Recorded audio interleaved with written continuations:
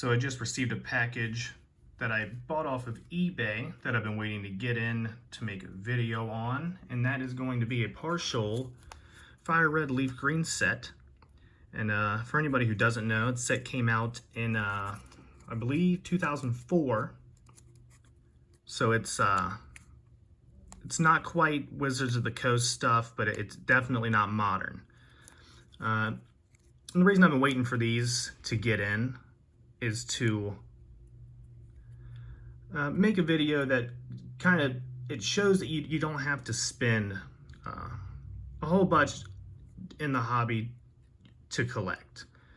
So I'll just go ahead and start going through these. But yeah, like I said, this was only $70 for this whole set. And now it's not the entire set of Fire Red Leaf Green. It is just a partial set, mostly the commons and stuff like that. There's a couple holos, and we'll get to those later. But yeah, you don't have to, be buying. I feel like a lot of people forget these YouTubers are, they're most of them are they're making money off the videos that they're showing you. A lot of these big pack openings and buying expensive PSA cards, things like that. They're making money back, so it works. It's kind of a give and take. They can spend money because they're making money. So I know a lot of people can kind of get discouraged because either they can't really afford to open that much, or they're not interested in modern. You go on eBay or go to honestly, I've not had too much luck at flea markets. I've got a couple things, but it's not like how some people, they bought their house at the flea market. They find everything there. But the biggest issue with the flea market is the condition. So if you don't care about condition, if you're just getting these just for yourself, binder, you're not grading them, flea market's a great place to go. Find a bunch of stuff. But ultimately, it's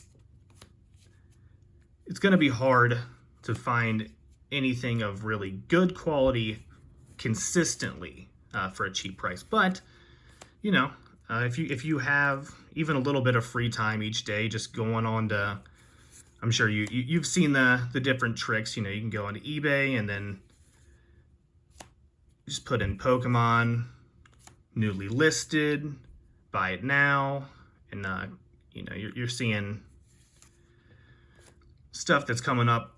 You got to be very quick to get some of the really good deals, and also being able to spot what is a good deal and what isn't. It just kind of comes with time. But yeah, big point of the video is just to help people not be discouraged because they're not able to, buy trophy cards that are $50,000 or more. And that kind of brings me to another point, which is,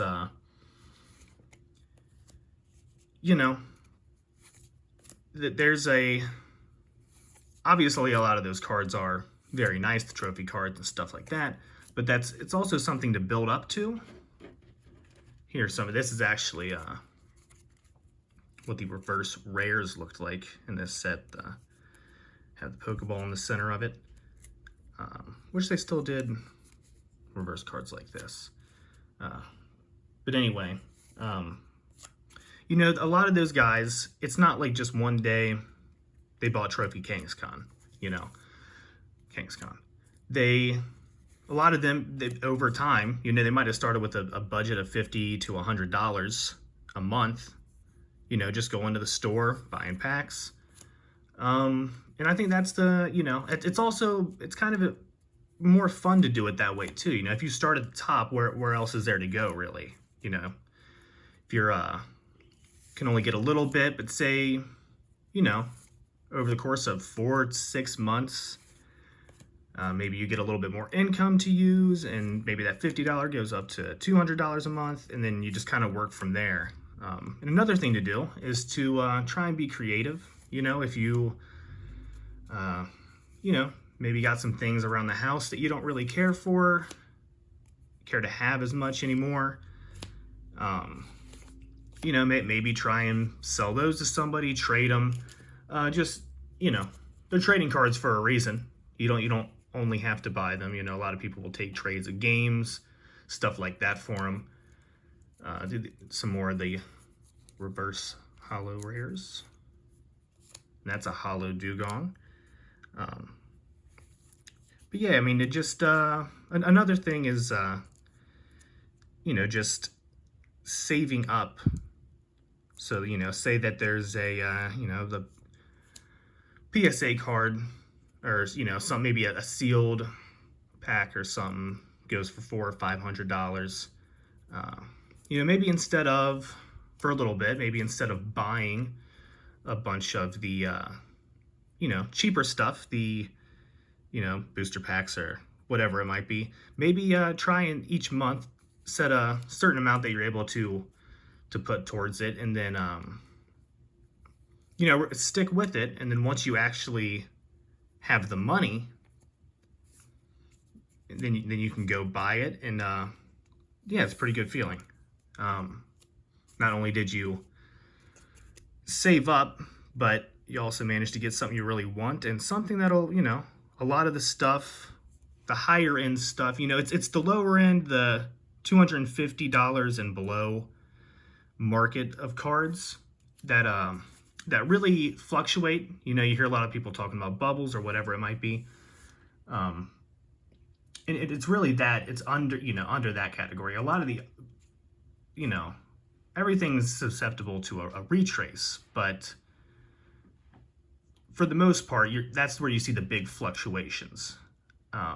So yeah, if you're buying something that's, more expensive than that, odds are it's only going to gain value.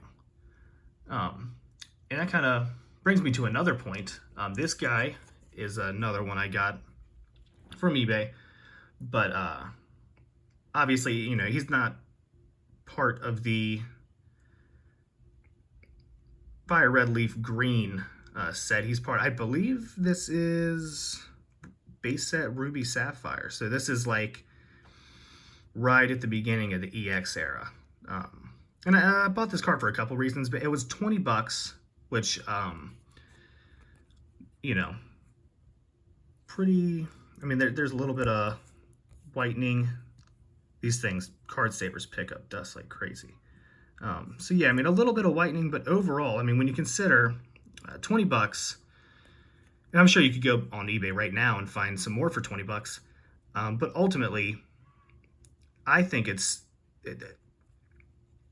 again, once you're in the hobby for a little bit longer and start like researching stuff, you start to think, and really, I think it's just a lot of people love Wizards of the Coast era because that's what they grew up with, and this is the notorious time when Pokemon started kind of falling off, and a lot of people didn't necessarily grow up with the EX era, so they don't have nostalgia for it, and that's a big driving factor, of course, in the market.